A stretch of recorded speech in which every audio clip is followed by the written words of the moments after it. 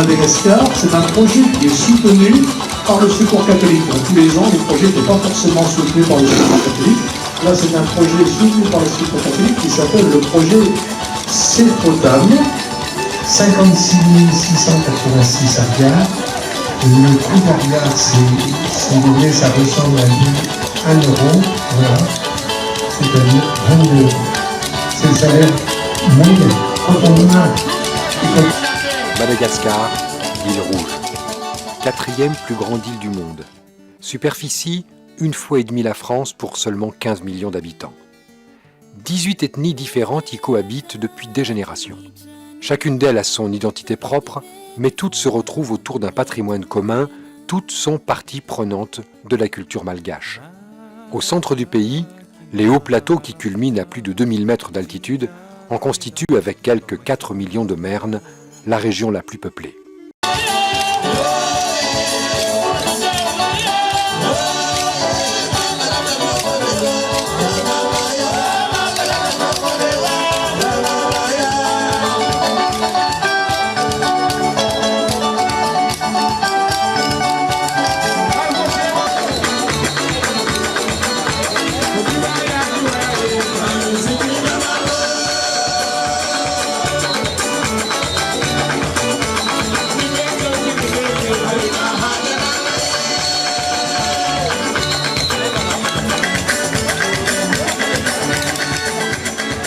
La région des hauts plateaux de Madagascar s'appelle l'Imérina, ses habitants les Mérinas, ou plus justement les Mernes. Par rapport aux côtes, cette région offre un visage particulier. Un relief difficile, un climat relativement froid, une surpopulation chronique font que peu de solutions collectives sont à même de faire vivre des populations entières.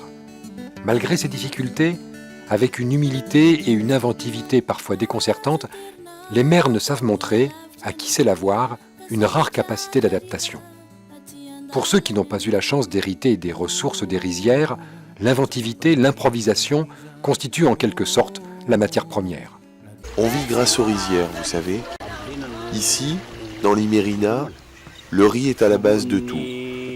C'est la base de notre alimentation, mais aussi... Restent également très marqués par leur histoire africaine. Et le mot d'histoire n'est pas ici un vain mot. La transmission orale des mythes, des légendes, de l'histoire des ancêtres, des savoir-faire, y conserve aujourd'hui encore toute son importance. Vous savez, chez nous, rien n'est écrit dans les livres. C'est à nous, parents, de transmettre ce savoir pour que les enfants...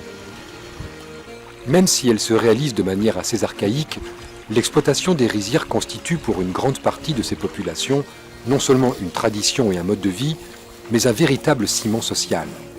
Comme toutes les richesses, les rizières constituent un patrimoine durable et un instrument de stabilité sociale. Transmises par héritage ou par mariage, elles assurent la relative prospérité des familles qui les possèdent ou qui les exploitent. Pour autant, tous les Mernes ne bénéficient pas de l'avantage que constitue cette exploitation agricole.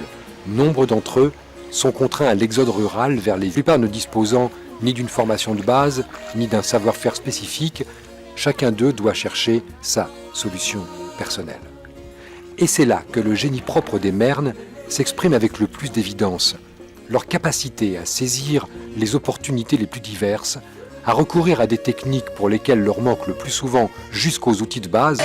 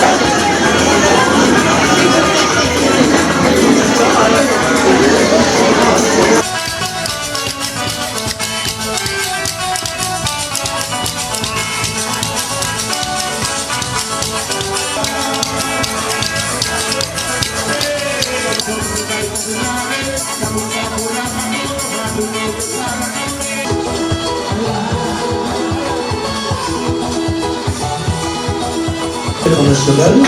Nous nous sommes promenés, nous avons soutenu des projets un petit peu partout dans le monde. De mémoire, je me souviens de la République démocratique du Congo, l'aménagement de sources, il y a eu au moins 2 ans. Il y a eu aussi le soutien au centre Olamé, c'est un centre de réinsertion des femmes violées. C'est assez difficile cette soirée qu'on avait vécue avec Jean-Marie. Il y a eu aussi la Palestine qui était soutenue. Un groupe qui s'appelle Sanakaru qui essaye de remettre la paix entre les jeunes Palestiniens et les jeunes Israéliens. Nous sommes allés du côté du Népal à Katmandou, les enfants des rues.